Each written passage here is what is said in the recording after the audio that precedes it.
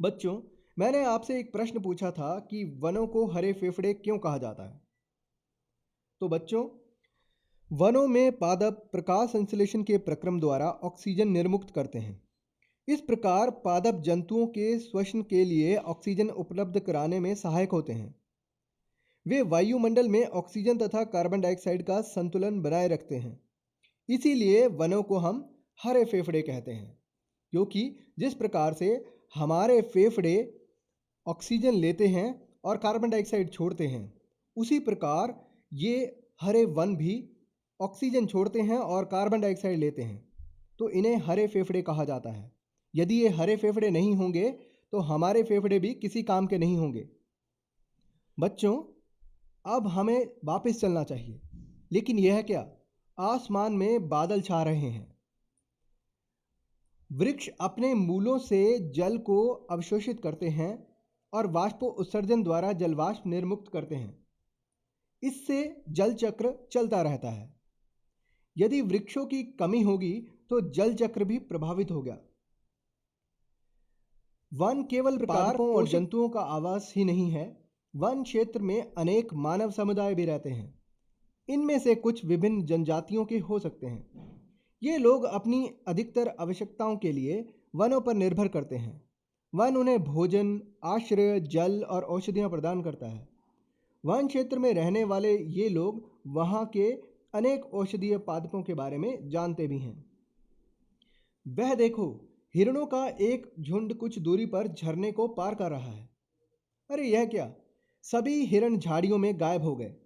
सघन झाड़ियाँ और ऊंची घास जंतुओं को भोजन और आश्रय प्रदान करती हैं। ये उन्हें वन में रहने वाले मांस भक्षी जीवों से भी सुरक्षा प्रदान करती हैं। ध्यान से अपने नीचे की जमीन को देखिए। आप देख सकते हैं कि कुछ जंतुओं की लीद यहाँ पड़ी है।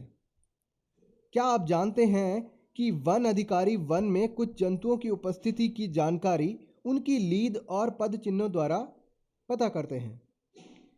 आप लीद की एक और बड़ी शैमान ढेरी को भी देख सकते हैं। क्या आप देख पा रहे हैं कि उस ढेर पर अनेक भृंग और कैटरपिलर यानी कि लार्वा पनप रहे हैं तथा अनेक नवोद्भिद यानी कि नन्हे नन्हे अंकुरित पौधे देख पा रहे होंगे। ये नवोद्भिद कुछ शाखों और झाड़ियों के हैं। जंतु भी कुछ पादपों के बीजों को प्रकीर्णित करते हैं। इस प्रकार जंतु वनों में पादपों को वृद्धि करने और उनके पुनर्जनन में सहायक होते हैं। जंतुओं के शैमान गोबर नवोद्भिदों को उगने में सहायता करते हैं और उन्हें पोषक तत्व भी प्रदान करते हैं। पादपों की अधिक किस्मों को आश्रय देकर वन शाकाहारी जंतुओं को भोजन और आवास के लिए अधिक अवसर प्रदान करते हैं। शाकाहारियों की अधिक संख्या का अर्थ है विभिन्न प्रकार के मांस भक्षियों के लिए भोजन की अधिक उपलब्धता। जंतुओं की विविध किस्में वन के पुनर्जनन और वृद्धि में सहायक होती हैं। इसी प्रकार से अपघटक वन में उगने वाले पादपों के लिए पोषक तत्वों की आपूर्ति को बनाए रखने में सहायक होते हैं। इस प्रकार से हम जान गए हैं कि वन एक गतिज सजीव इकाई है जो जीवन और जीवन क्षमता में भरपूर है।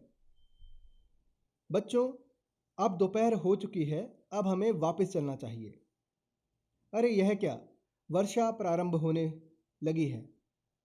अब हम कुछ देर के लिए यहीं पर रुक जाते हैं।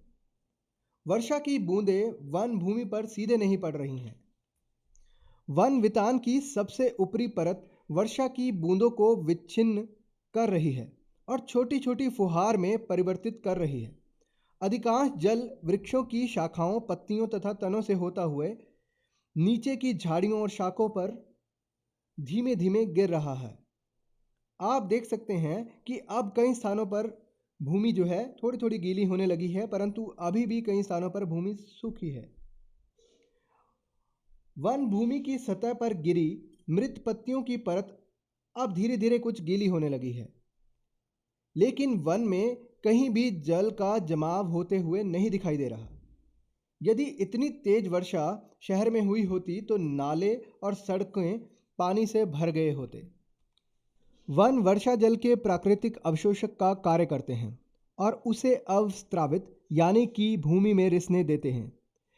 यह वर्ष भर भौम स्तर यानी कि भौम जल स्तर को बनाए रखने में सहायक होते हैं। वन न सिर्फ बाढ़ों को नियंत्रित करते हैं बल्कि नदियों में जल के प्रवाह को बनाए रखने में भी सहायक होते हैं, जिससे हमें जल की सतत आपूर्ति मिलती रहती है। इसके विपरीत यदि वृक्ष न हों तो वर्षा जल सीधे भूतल पर गिरकर आसपास के क्षेत्रों को भर सकता है। तेज वर्षा मृदा की ऊपरी उपजाऊ परत को भी क्षति पहुंचा सकती है। वृक्षों तथा अन्य पौधों के मूल यानी कि जड़ें सामान्यतः मृदा को एक साथ बांधे रखती हैं, लेकिन उनकी अनुपस्थिति में मृदा वर्षा जल के साथ बह जाती है, अर्थात उसका अपरदन हो जाता है। बच्चों, हमारे लिए वन कितने उपयोगी हैं, परंतु वृक्षों की अंधाधुंध कटाई होने के कारण वन लुप्त होने की कगार पर हैं। यानी कि वन निरंतर कम होते जा रहे हैं और उसमें रहने वाले जंतु भी लुप्त होने की कगार पर हैं। हम यह जानते हैं कि हम वनों पर निर्भर करते हैं, फिर भी हम वनों का संरक्षण नहीं कर रहे हैं। हमें वनों का संरक्षण करना चाहिए और वनों को बचाने के लिए अपने प्रयास करने चाहिए।